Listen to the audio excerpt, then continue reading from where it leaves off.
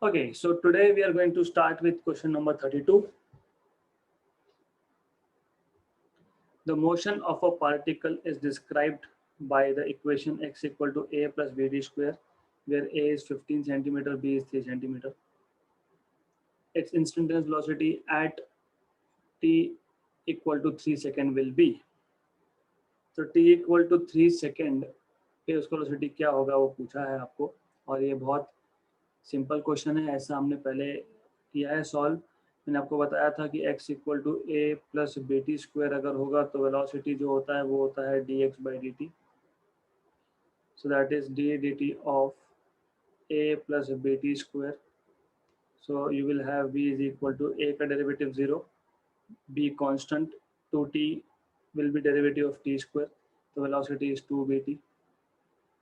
आपको पूछा है t equal to 3 seconds, so at t equal to 3 second you will have v is equal to 2b into 3, that is equal to 2b into 3 is 6b, so v is equal to 6 into value of b is 3, so that is 18 centimeter per second। तो option number B आएगा।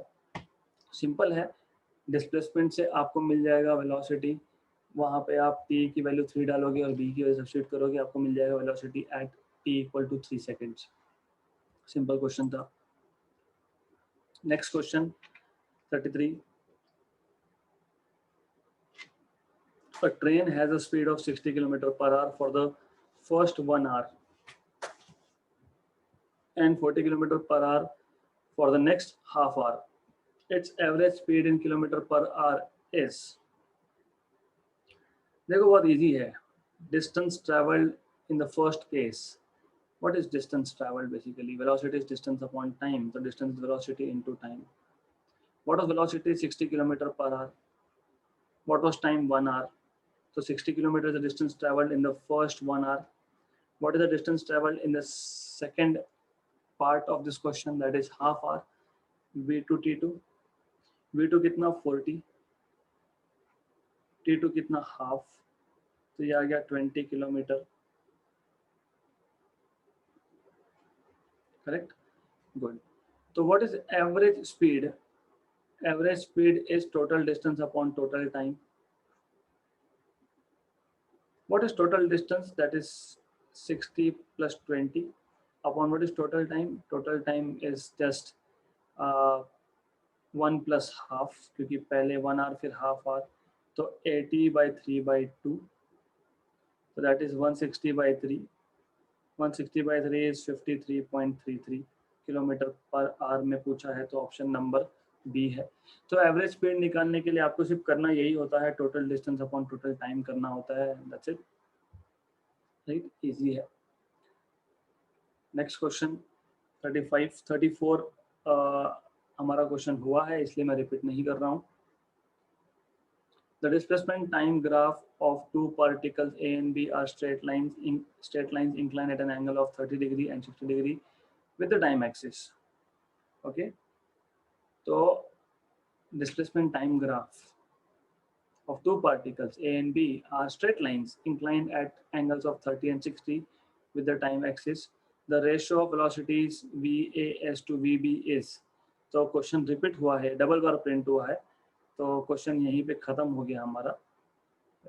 तो question क्या है actually, we will just show graphically.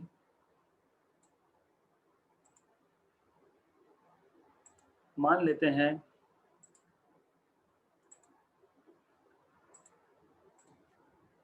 A particle जो है उसका जो graph आएगा, डिस्प्लेसमेंट टाइम ग्राफ जो आएगा, इट इज एट 30 डिग्री। ये ए का हो गया। बी का अगर आप देखोगे तो for b the graph of B is inclined at an angle of 60 degree with time axis, so something like that. So this is time, this is displacement, this angle over here is 60 degree, this angle over here is 30 degree. So velocity is nothing but tan of angle। आपको बताया था मैंने, velocity मतलब slope, मैं लिख देता हूँ अच्छे से, velocity is the slope of displacement time graph.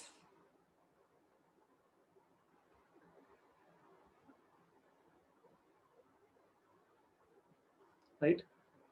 Therefore, velocity is tan of 30 degrees for particle A, क्योंकि ये A particle का ग्राफ था, ये B का ग्राफ था.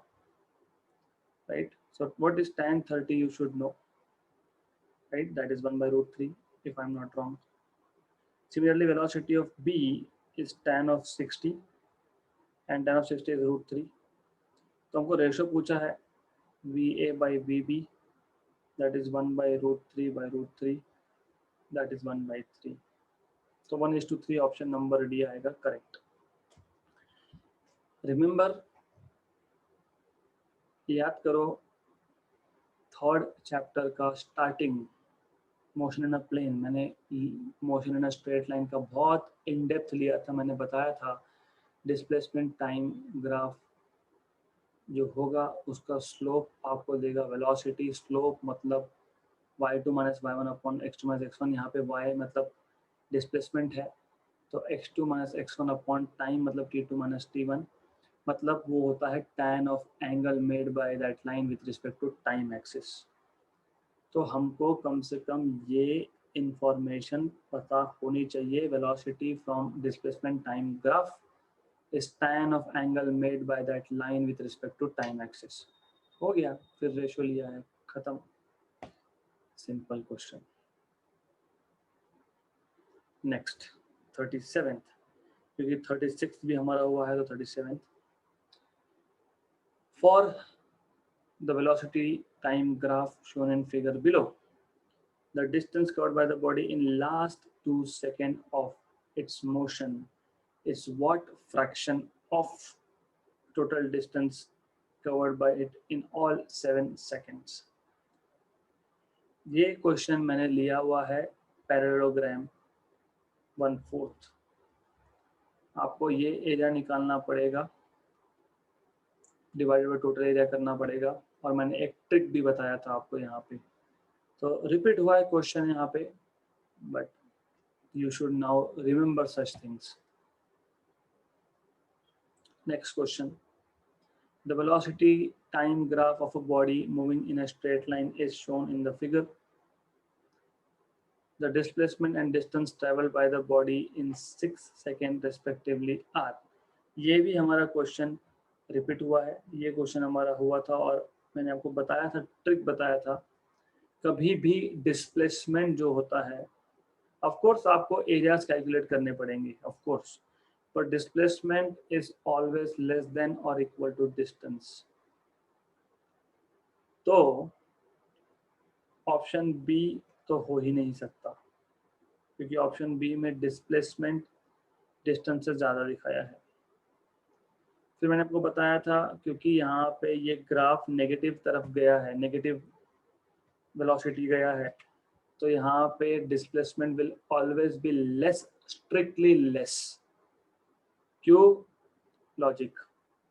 ये एरिया A1, ये एरिया A2, ये एरिया A3. मैंने आपको बताया था डिस्प्लेसमेंट फाइंड करते टाइम आप मॉड वैल्यूज नहीं लेते हो, आप सिर्फ ऐड करते जाते हो A1 plus A2 plus A3, तो A2 नेगेटिव आएगा यहाँ पे. और डिस्टेंस फाइंड करते वक्त आप हमेशा मॉड लेते हो.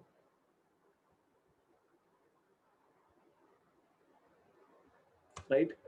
तो वैसे भी अगर ग्राफ में एक भी एरिया नेगेटिव आ रहा होगा, तो उस केस में distance will be less than, displacement will be less than distance. If one part of the graph is going towards negative end, then it is for sure displacement is strictly less than distance. तो एक ही ऐसा option है जिसमें displacement is strictly less than distance, option number A. ये मैंने intentionally repeat किए हैं question so that you remember. ये ट्रिक क्या थी? ट्रिक क्योंकि tricks are important and tricks is that you will need for such exams. Next, ये repeat नहीं हुआ है. For a certain body the velocity time graph is shown in figure. The ratio of applied forces for intervals AB and BC is. तो AB और BC interval में force कितना है, force ratio. Question बहुत simple है. जैसे displacement time graph का slope आपको देता है वेलोसिटी, वैसे वेलोसिटी टाइम ग्राफ का स्लोप देता है आपको एक्सेलरेशन. हमको क्या पता है? We know that force is proportional to acceleration if mass is constant. For a certain body मतलब एक ही बॉडी है, मतलब मास तो सेम रहेगा. मतलब force is proportional to acceleration, so force during AB upon force during BC interval is acceleration during AB upon acceleration during BC interval. Correct? Good. Acceleration क्या होता है? You should know. What is acceleration? From velocity time graph, what is acceleration? Acceleration is tan of angle made by line AB with respect to time axis. कितना है? 30 degree. Tan 30 upon tan of 60 degree. गलत. This is wrong because angle made by B, this particular line CD, during interval AB बोला है ना, तो during interval A B में ये जो लाइन है ए डी आएगा यहाँ पे. तो लेट मी करेक्ट इट.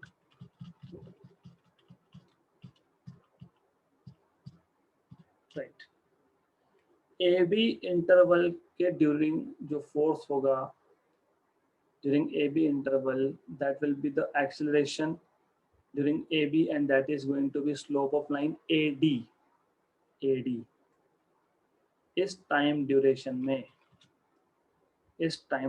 में हमको एडी लाइन का स्लोप लिखना पड़ेगा और बीसी टाइम ड्यूरेशन में हमको सीडी का स्लोप लिखना पड़ेगा.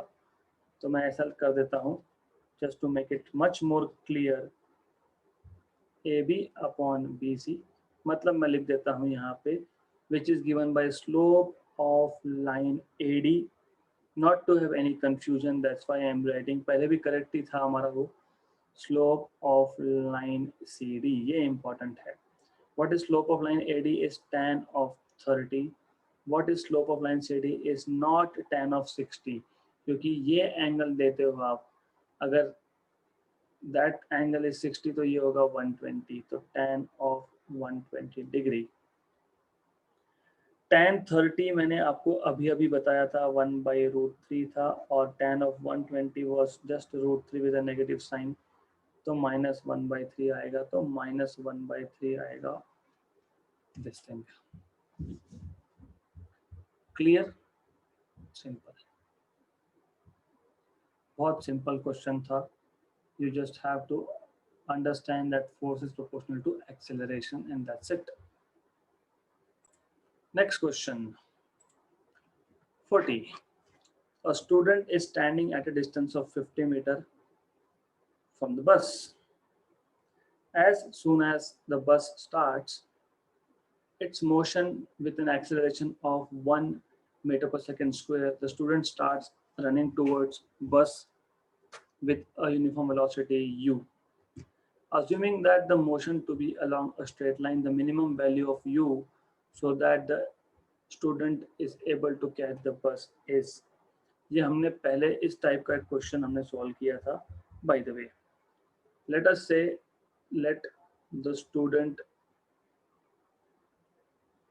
catches the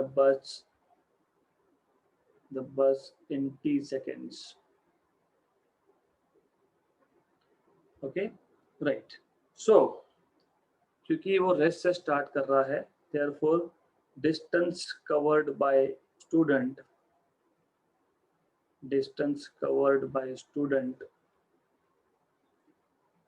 is, let us say, s student ss.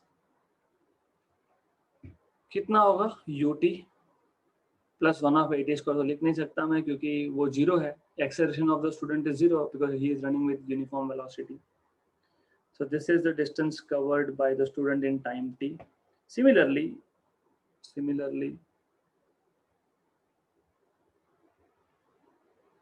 the bus travels a distance of कितना ट्रैवल करेगा डिस्टेंस हाफ एटी स्क्वायर क्योंकि बस जो था वो रेस्ट पे था इनिशियली. ओके, तो हाफ एटी स्क्वायर और एक्सेलरेशन ऑफ द बस हमको ऑलरेडी दिया हुआ है if we are not wrong. Okay, 50 metre पे था. ओके ठीक है, but this is the thing. What is the value of A? By the way A की वैल्यू 1 है, तो ये आ गया टी स्क्वायर बाई 2. राइट. अब ऐसा है कि बस जो था वो इनिशियली स्टूडेंट से 50 मीटर के डिस्टेंस पे था. अब बस आगे बढ़ना चालू हुआ, स्टूडेंट पीछे पीछे भाग रहा है. जिस मोमेंट पे स्टूडेंट ने बस को कैच कर लिया और ये अंदर चले गया, राइट, इसका मतलब at that time when student catches the bus, उस टाइम पे distance travelled by student should be equal to distance travelled by bus plus 50, क्योंकि पहले जो इनिशियल 50 मीटर का डिस्टेंस था स्टूडेंट को तो वो भी कवर करना पड़ेगा, राइट. तो you should know this. Distance travelled by student to catch the bus is 50 metre, क्योंकि पहले वो 50 मीटर दूर खड़ा था, plus the extra distance that the bus travels in time T. Important है, correct. What is SS? That is UT, equal to 50, plus what is SB? SB is T square by 2, right? Okay. तो मुझे यहाँ से U का equation मिल जाएगा. तो U will be equal to 50 by T. मैंने T से डिवाइड कर दिया all sides, T by 2, right? Good. Then if you remember, अगर आपको याद होगा, I have told you one thing, and that was कभी भी मिनिमम या मैक्सिमम स्पीड निकालने के लिए आपको du by dt मतलब वेलोसिटी का डेरिवेटिव इक्वल टू 0 निकालना पड़ता है, लेना पड़ता है. यहाँ पे भी बोला है क्या, the minimum value of u so that the student is able to catch the bus. मैंने ऑलरेडी बता के रखा है फॉर मिनिमम और मैक्सिमम वैल्यू, और भी लिख देता हूँ मैं, यहाँ पे मिनिमम बोला है, और maximum value of velocity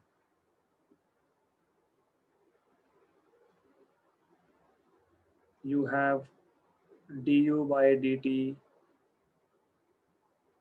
equal to 0. मतलब आपको बेसिकली जो u का इक्वेशन लिया है हमने इन टर्म्स ऑफ टाइम, इसका डेरिवेटिव लेना पड़ेगा, राइट. पहले टर्म में 50 कांस्टेंट, डेरिवेटिव ऑफ 1/t मतलब t रेज टू -1, प्लस दूसरे टर्म में half constant dt by dt 1 आएगा. तो dt by dt में लिख देता हूँ, बाद में 1 लिख देंगे, equal to 0. t raise to -1 का derivative -1 into t raise to -1 which is -2 plus half equal to 0. तो ये हो गया आपका 50 by t square minus 50 by t square equal to minus half. मतलब सिंपल है, टी स्क्वायर इक्वल टू 100 मतलब T equal to 10. तो आपको मिल गया T equal to 10, right. Okay, so is this the answer that you need? No. मैंने क्या पूछा है, the minimum value of U, not minimum value of time, the minimum value of U for which the student will be able to catch the bus. तो how do you find out minimum value? तो time मिल गया ना, हमको पता लग गया कि time 10 seconds में the student is able to catch the bus. देखो ऐसे इन दिस केस हमको फाइंड करना था what is the minimum velocity, हमको मिल गया मिनिमम टाइम। तो वेलोसिटी कैसे फाइंड करेंगे? How do you find out minimum value of you? How do you find out minimum value of you? It's very simple thing, it is extremely simple thing. तो कैसे करेंगे ये आपको सोचना है। कैसे? इजी है। ये u के इक्वेशन में आपने डालना है t इक्वल टू 10, तो 50/10 इज 5 प्लस 10/2 इज 5, 5 प्लस 5 10 आएगा। तो substitute this value of t here in u and you get answer to be 10 metre per second. मैं वापस बता रहा हूँ question. I am a student, मुझसे 50 मीटर दूर बस खड़ा है, स्टैंडिंग है, राइट? बस ने स्टार्ट किया motion with an acceleration of 1 metre per second square. मैंने भागना चालू किया उसके पीछे with a speed of u, right? What should be the minimum value of me running, मतलब वेलोसिटी, मेरा मिनिमम वेलोसिटी का स्पीड का वैल्यू क्या होना चाहिए सो दैट कि मैं बस को पकड़ पाऊं? तो ये देखना पड़ेगा कि मुझे अगर बस पकड़ना है तो कितना डिस्टेंस ट्रैवल करना पड़ेगा। पहले तो 50 मीटर जो पहले का डिफरेंस था वो, अब जो एक्स्ट्रा डिस्टेंस बस ने t सेकंड में कवर किया है वो, मतलब the distance that I should cover is 50 meter plus the distance traveled by bus in t seconds. How much is the distance traveled by bus in t second? Is this t square by 2. What is the distance that I traveled in time t? Is ut, because I was running with a constant speed of u. तो मुझे u का equation मिल गया, मतलब velocity का equation मिल गया in terms of time.